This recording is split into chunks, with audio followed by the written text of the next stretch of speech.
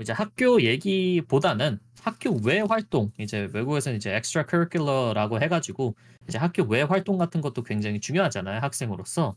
그래서 되게 많은 거를 하셨어요. 그죠? 뭐 10번, 11번을 보면은 뭐 구글 스터디 잼이라든지 아니면 뭐 뭐 BOB, 베스트 오브 베스트죠.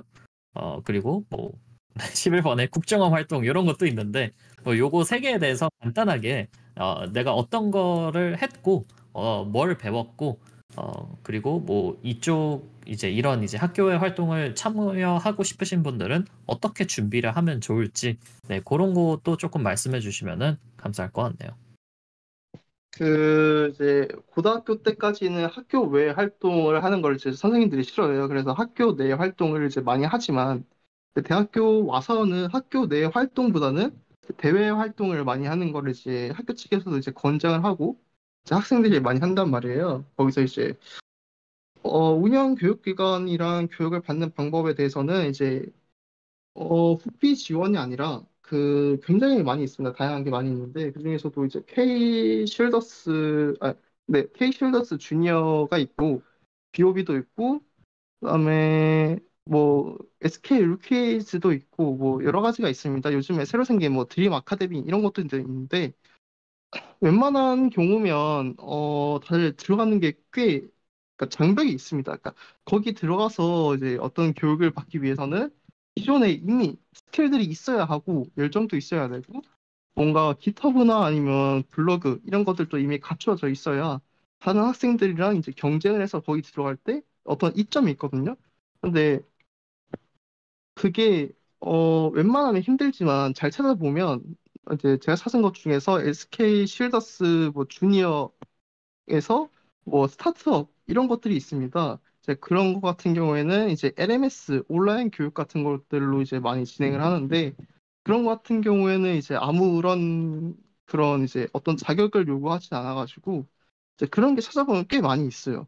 예를 들어서 어떤 이제 정보 보안 컨퍼런스를 많이 가게 되면 거기서 이제 사람들을 많이 모집을 하는데 교육기관에서 얼마 전에는 이제 K사에서 이제 모집한 이제 실무 위주의 이제 양성을 하는 그런 무료 교육이 또 있거든요. 그것도 이제 온라인으로 진행하고 그다음에 오프라인으로도 둘 다 이제 따로 나눠서 진행을 하는데 거기서도 이제 LMS로 하는데 출연증도 나오고 따로 이제 비오비나 다른 교육기관처럼 어떤 이제 특정 레벨의 이제 스킬을 가지고 있느냐 이런 것들을 이제 확인하거나 요구하지도 않아가지고 이제 많이 찾아보면 이제 그런 것들을 이제 접근성이 쉽게 배울 수 있는 그런 것들이 있습니다.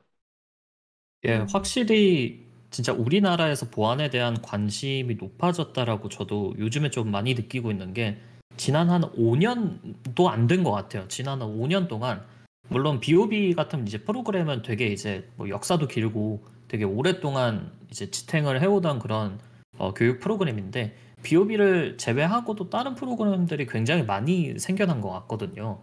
그래서 그런 트렌드로 봤을 때 이게 확실히 뭔가 정보보안 관련된 인력들을 많이 키우고자 하는 그런 뭐 공공기관이나 뭐 민간 업체들의 그런 트렌드가 좀 많이 있다.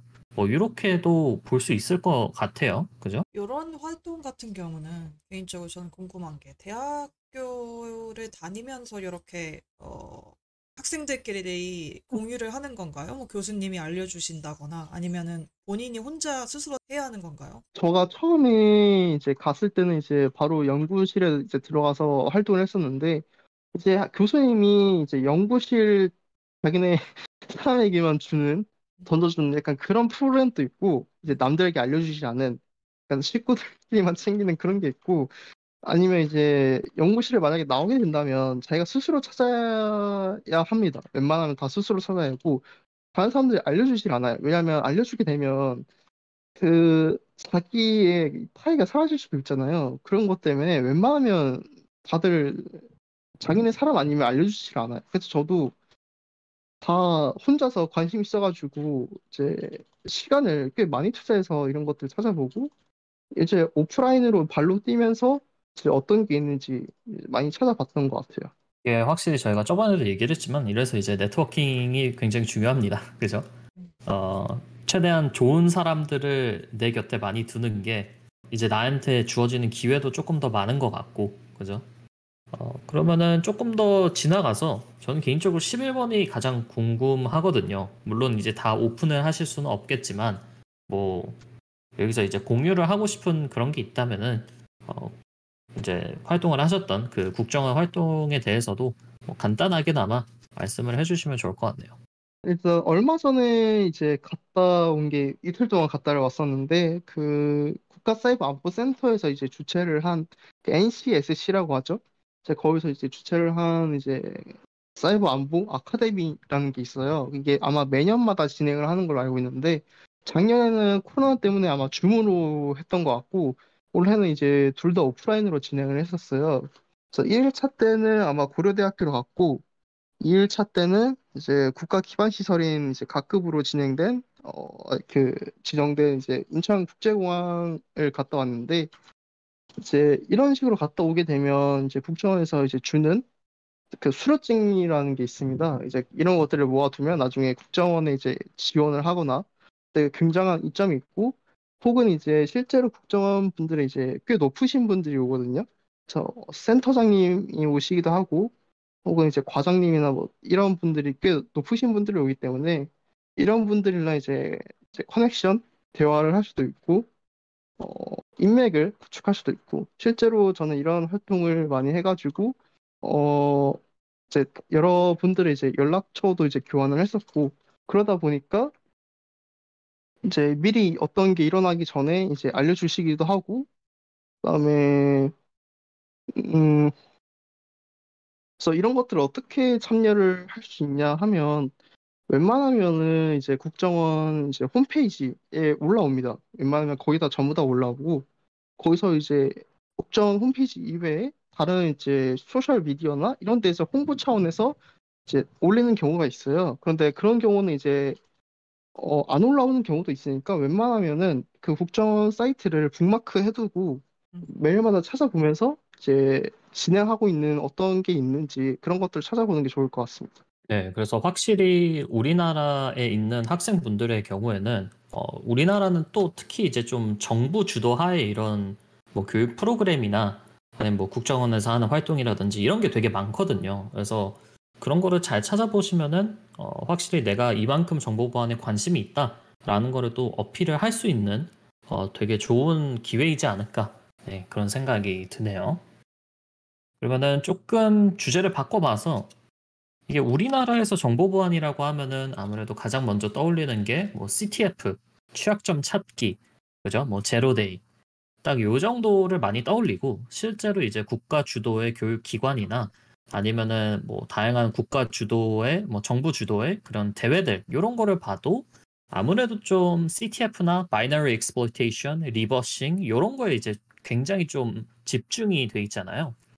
그래서 그거를 이제 보안 도메인 내에서는 이제 리서치 쪽이라고도 많이 부르는데 뭐 취약점 연구, 뭐 취약점 발견 이런 쪽으로 해서 이제 리서치 쪽이라고 부르는데 이제 포드님 같은 경우는 이제 외국에서 많이 하는 뭐 저나 브루트님도 진행을 많이 하는 이제 모의 침투 테스트, 모의 해킹 이런 쪽에 좀 굉장히 관심이 많으세요. 그래서 이런 거에 대해서 뭐 하고 싶으신 말씀이 있다면 네, 해주시면은 감사할 것 같네요. 저도 처음에는 이제 이런 거 모예킹 침투를 전혀 몰랐어가지고 이런 게 있는지도 모르고 그래서 CTF로 했어요. 남들이 다 하는. 그래서 CTF로 이제 DVAA 같은 걸로 이제 그런 걸 배우고 혹은 이제 다른 CTF를 푸는 게 굉장히 많아요. 그러니까 이거 종류에 따라서 웹이냐 아니면 리버스이냐 폰업은이냐 아니면 포렌식이냐에 따라서 굉장히 많은데 이런 것들을 하나씩 하다가 뭐 어느 순간에는 이제 리버싱을 할 때는 이제 GUI, 그러니까 뭐 기드라도 있고 뭐 GDB도 있고 여러 가지가 있는데 저는 그 중에서도 그 CLI 환경에서 할 수 있는 칼리 리눅스에서 실행하는 그 라디오 2라는 게 있어요. 그 터미널에서 실행을 하는 건데 아마 터미널에서 R2라고 입력을 하면 라디오 2가 아마 실행이 될 것 같은데 저 라디오 2를 활용해서 아마 CTF 리버싱 문제를 좀 풀어봤고 그다음에 뭐 폰어블 같은 경우도 좀 해봤는데 이거를 하다가 이제 모의 침투 쪽을 이제 하다 보니까 뭔가 느낌도 다르고 재미가 없어지고 약간 그래가지고 CTF는 안 한 지가 꽤 오래 많이 됐습니다. 네, 그래서 따지고 보면은 이게 보안에는 정말 크게 나누면은 리서치 쪽과 이제 저희가 이제 소위 operations라고 얘기를 하는데 이거를 어떻게 번역을 해야 될지 모르겠어요. 근데 이제 실제 보안 막고 공격을 하고 하는 이제 그 두 가지 도메인으로 나뉘어져 있거든요. 물론 이 두 가지 도메인을 같이 하시는 분들도 굉장히 많고 뭐 리서치 하시는 분들이 operation을 아예 모른다 뭐 이런 것도 아니고 operation 하시는 분들이 리서치를 아예 안 한다 이런 것도 아닙니다. 근데 이제 굳이 구분을 하자면 그렇게 두 가지로 많이 이제 구분이 되는데, 확실히 우리나라에서는 되게 옛날부터 우리나라가 이제 로우 레벨 엑스플로이테이션이랑 이제 엑스플로이트 만드는 거, 취약점 찾는 거 이런 거 굉장히 잘하는 나라거든요. 그래서 이제 보안 리서치 쪽에 굉장히 많은 드라이브와 푸시가 있었는데, 요즘에는 좀 오퍼레이션 쪽도 많이 신경을 써주는 것 같아요. 뭐 실전, 뭐 아니면은 이제 실무 중심의 그런 뭐 교육기관이나 뭐 프로그램도 많이 생겼다 그렇게 말씀을 해주셨고, 네, 그래서 이거를 굳이 비유를 하자면 뭐 리서치 쪽은 이제 과학자분들처럼 이제 굉장히 딥다이브한 그런 과학 연구를 하시는 분들이라고 생각을 하시면 되겠고 오퍼레이션 쪽은 과학자보다는 좀 엔지니어 쪽 이제 현실 문제를 맞닥뜨리고 그거를 최대한 빠르고 효율적이게 문제 해결을 할 수 있는 그런 이제 오퍼레이션 쪽이 나뉘어져 있다라고 생각을 하시면 될 것 같고 뭐 어느 쪽이 더 낫다 뭐 리서치를 해야 진짜 해커다 아니다 니들 뭐 리버싱만 하는데 뭘 아냐 CLI에서 놀아야지 진짜 해커다 이런 거는 진짜 의미가 없는 싸움이고 이 세상에 과학자 없으면 세상 무너지고요. 엔지니어 없으면 세상 무너지잖아요. 그런 것처럼 둘 다 중요하다. 네, 둘 다 중요하고 우리나라에서는 아무래도 리서치 쪽에 조금 더 이제 관심과 조명이 많이 있었거든요. 뭐 데프콘에서 1등을 했다. 뭐 이런 게 이제 굉장히 많이 언론에 퍼지면서 리서치 쪽에 굉장한 이제 푸시를 많이 줬었는데 요즘에는 또 오퍼레이션 쪽도 많이 신경을 써주고 있는 것 같아서 저는 이제 오퍼레이션 쪽에 아무래도 조금 더 있다 보니까 그런 게 좀 되게 기대가 많이 되기도 하고 좋은 트렌드인 것 같습니다. 네. 혹시 포드님은 이제 학생 입장에서 보안 리서치와 오퍼레이션 뭐 이런 게 이제 존재했는지는 아셨나요? 혹시?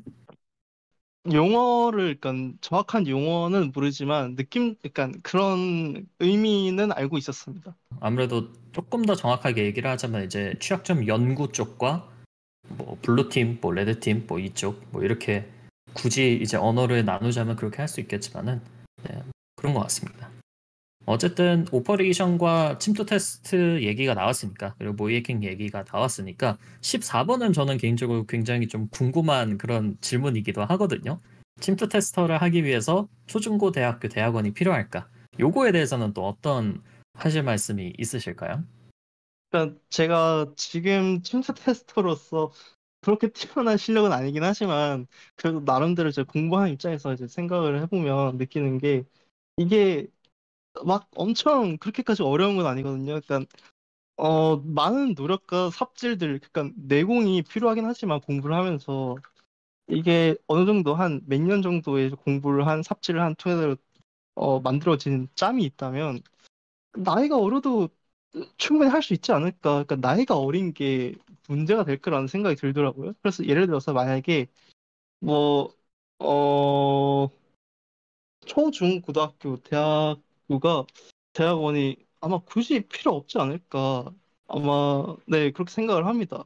일반인들한테, 나이 어린 일반 친구들한테 그냥 제대로 된, 그러니까 커리큘럼을 가르치고 이거 이대로 하면 뭐 할 수 있다, 시험을 할 수 있다 이런 식으로 그냥 바로 가르친다면 그러니까 학교에서 가르치는 그런 이제 수학, 국어, 영어 이런 것들 빼고 이런 거를 맨 처음부터 가르친다면 그냥 바로 실무를 뛸 수 있는 능력을 갖지 않을까 저는 그렇게 생각을 합니다. 무슨 얘기인 줄 알 것 같아요. 이렇게 똑같은 비율일지는 모르겠는데 디벨로퍼나 이런 소프트웨어 엔지니어 분들이 현장에서 직접 이렇게 디벨로핑을 한다거나 뭐 게임을 만든다거나 여러 가지 이렇게 개발하시는 그 기술 자체는 정규 코스를 딱 밟아야지 할 수 있다. 뭐 이런 거는 아니잖아요. 침투 테스터도 어쨌든 이렇게 나이는 그렇게 중요하지 않죠. 언제 요거를 배우냐 이런 건 중요하지 않은데 뭐 학업적인 거는 저도 굉장히 이제 지금 포드님이 말씀하신 것처럼 동의를 하는데 현실적으로 또 가능할지 그렇네요. 그렇죠? 네, 학업적인 거가 필요 없을 정도로 실력이 좋고 그거를 이제 검증을 할 수 있을 만한 결과물이 있다면 학업적인 거는 진짜 필요 없는 것 같습니다. 네, 그리고 뭐 침투 테스트 자체가 뭐 몇 달만 뭐 몇 달이나 몇 년만 하면은 거의 마스터를 할 수 있는 그런 되게 얕은 분야는 또 아니에요. 근데 이제 다른 리서치 쪽 분야랑 비교를 하면은 또 어마어마하게 깊은 분야도 아닙니다. 실제 업계 나와 보시면 아시겠지만 침투 테스터들이 다 굉장히 어린 나이인 거는 네, 다 이유가 있습니다. 네, 다 어린 나이에 침투 테스팅을 하고 나이를 먹을수록 이제 한 단계 더 업그레이드된 리서치 쪽으로 빠지거나 아니면은 이제 레드팀 쪽으로 가서 진짜 깊은 이제 레드팀 활동을 하는 그런 이제 트렌드가 있어요. 네, 트렌드가 있습니다. 그래서 사실 나는 아주 어렸을 때부터 그냥 모의 해킹이나 아니면 침투 테스터가 꿈이다. 그리고 난 이것밖에 안 할 거다라고 하면은 사실 초중고 대학원이 필요가 없겠죠.